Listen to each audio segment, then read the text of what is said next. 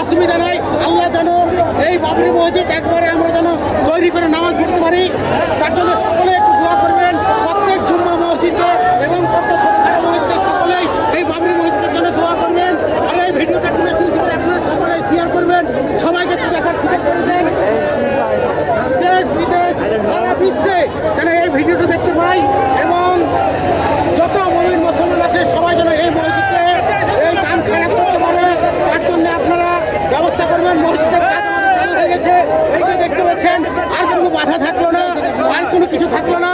তাই সমস্ত এলাকার মুসলিম হয় আপনারা সকলে এই ভিডিওটা একটু শেয়ার করবেন, সারা বিশ্বে এই ভিডিওটা যেন ছড়িয়ে যায়।